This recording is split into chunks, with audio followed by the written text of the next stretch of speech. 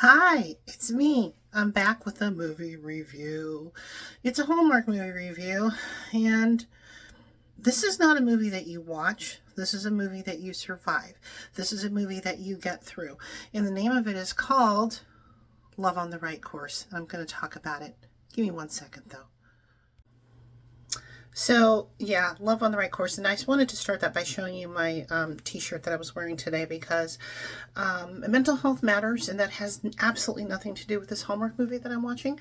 But if I tell as many people as I can about that, then, it's a good thing. Mental health really matters. Talking about it, destigmatizing it, getting help if you need it, encouraging other people to get help if you think they might need it, or if they come to you and say, do you think I should get help? Yes, therapy is always the answer. Sometimes it's therapy, sometimes it's meds.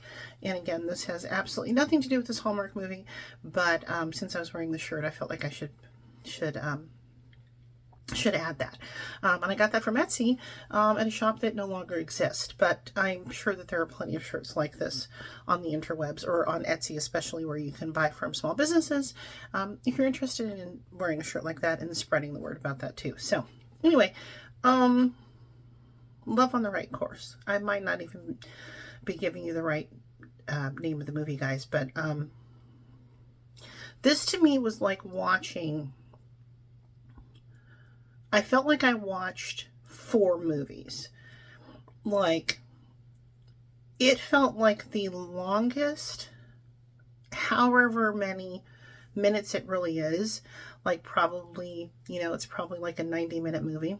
This definitely felt like I was watching, this felt like Zack Snyder's cut of a Hallmark movie, because it felt like it was 4 hours long. Now, and to defend, I'm not putting down Zack Snyder's Justice League, because I've actually watched the original Justice League and I didn't hate it, and I actually started Zack Snyder's cut and I didn't hate that either. But I'm saying this is like if you took a Hallmark movie and the director felt it should be 4 hours long, and he stretched it out to 4 hours long, but it is so boring. It is so aggressively boring. Now, if you watched my Christmas reviews, you know that I gave Flipping for Christmas, that has these same stars, a fairly decent review, because I was shocked, because I went into that thinking I wasn't going to like it at all because of my experience with Ashley Newbro and not liking something that she was in, or I don't know. She's definitely, if you were to rank all my Hallmark actresses, like very near the bottom, if not the bottom, for me. So that doesn't help, but I'm being transparent. This movie was actually written by Brittany Bristow, and her husband. And I know that she's got some producing credits before, and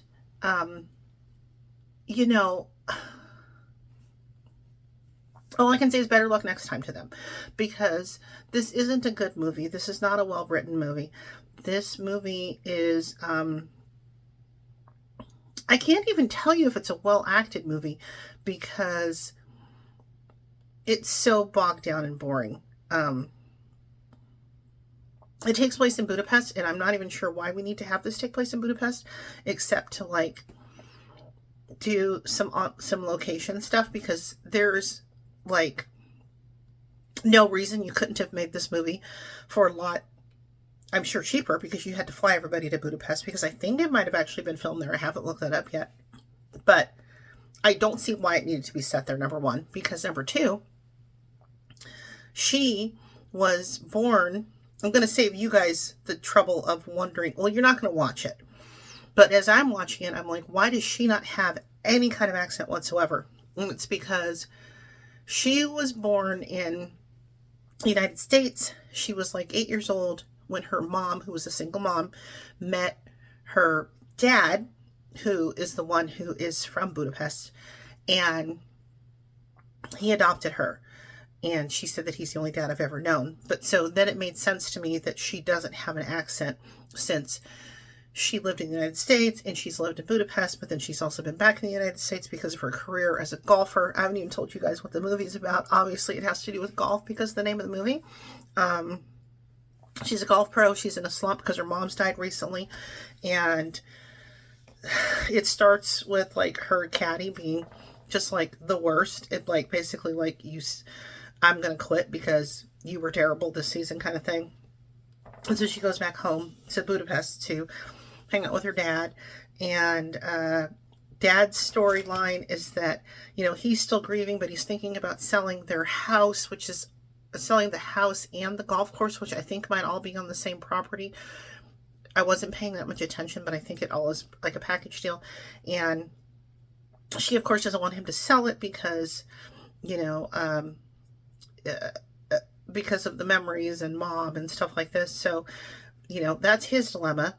And then she's struggling to like get her career back on track.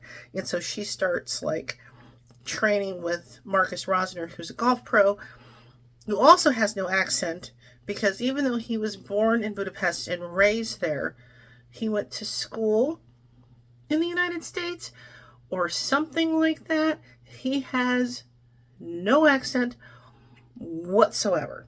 None whatsoever. We meet his brother later who does have an accent. His parents have an accent. He has none whatsoever. So these are little things that distract me, which might not bother somebody else. But again, you're not going to watch this movie because, I mean, the only people who should watch this movie would be like if Ashley Newborough is at the top of your list of actresses, because if she is, I'm not going to I'm not going to yuck your yum. Like by all means, then go watch the movie. I love Marcus. I actually really do enjoy Marcus Rosner. I think he's very handsome. He has grown on me, especially, you know, from being in Notes of Autumn, which is one of my favorite Hallmark movies now of all time. But, oh man, this is a rough one. And I like golf. Like, the setting of this is golf, and I don't play golf, but I actually like think golf courses are beautiful. And like, I've actually like watched some golf on TV because I had took like a golf class like back in the 90s and learned how, you know, with like my 9-iron that I bought from Thrift Town for like $2.95. And, you know, I've done, what do you call it when you go in like, you know, to the thing and you go hit the balls and they just go flying. What do you call that when you go? I don't know. But, you know, like I've done that before. It's been years and ages, but like I sort of actually like enjoy golf. I'm not one of those people who's like, why would anybody play golf or watch golf? So like, even with that as the setting, and, you know, and maybe this movie set me up from disappointment, like right from the start, because when they show dad, he's like watching her on TV. And like for a minute, I got all excited thinking it was Bruce Boxleitner, who has been the dad in some Hallmark stuff. Like, I want to say he's like the gourmet detective guy's dad or something like that, but he's also been in a couple of other things. He might have even been, I almost want to say he was, no, I can't think what, he was in some Christmas movie and he was a dad, but I used to love Bruce Boxleitner back in the day because he was in Scarecrow and Mrs. King with, Kate Jackson from Charlie's Angels. And so I got super excited, like, oh, it's Bruce Boxleitner. And then I was like, wait a minute, that's not Bruce Boxleitner, it's this other guy. So, you know, that's my bad for thinking it was for a false Bruce Boxleitner sighting. But seriously, it's just so fucking slow.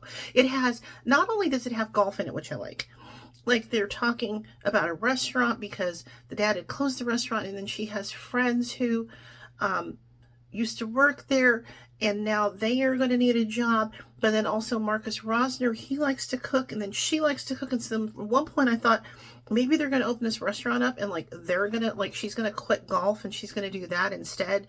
And then another storyline is that her friend is fostering a dog, and so she brings the dog home to dad, thinking, because dad isn't like going out and doing stuff to like help him like with his grief and stuff.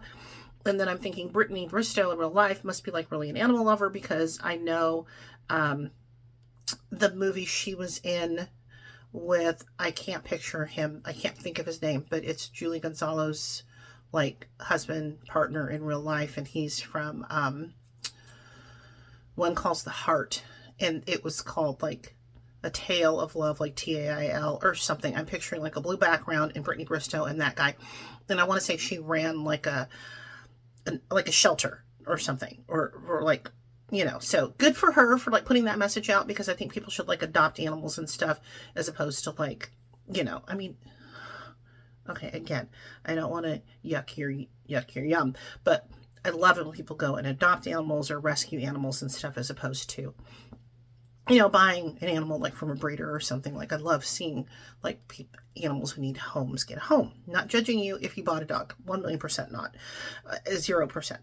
But still, I love that, and I love that she's into that, and that we have a dog in the movie. But still, there was a lot going on, but I didn't really like care about anything. Like even the end, by the time the end came, I don't know. I feel like I was looking up something on the internet, so I didn't even like see their final kiss, because I was just completely uninvested. I know the whole time where it's going, and like, I don't know. If somebody watched this and they enjoyed it, please let me know, because, you know, I would love to hear from you. I'd love to hear from you if you didn't like this movie. I would love to hear from you if you did feel exactly the same way that I did, that it was like watching like a 4-hour movie. When in fact, now it doesn't help that I watch this in several sittings, like I do sometimes because life. But yeah, it's unfortunate. And I guess there was nothing this weekend coming out, at least as far as I could tell. And so, you know, let's see what the next weekend brings. I think there's something the weekend after that. And then I've said already that I'm excited about February, because they're going to be doing some Jane Austen type stuff. And I love, like, Pride and Prejudice is like my favorite book. And the BBC Pride and Prejudice with Colin Firth is like one of the best things ever that came on TV. So, looking forward to that. But, yeah. Anyway, and I think there's probably some mystery movies that have come out that I haven't seen yet, so I need to get my life right. Anyway, thanks for listening. Thanks for being here. And if you're on YouTube and you want to, if you have an account and you want to subscribe, that would be amazing. If you want to subscribe and like, it only takes a second, but it's a big freaking deal for me. So that'd be great. Anyway, thanks for being here. I'll talk to you guys soon. Okay, bye.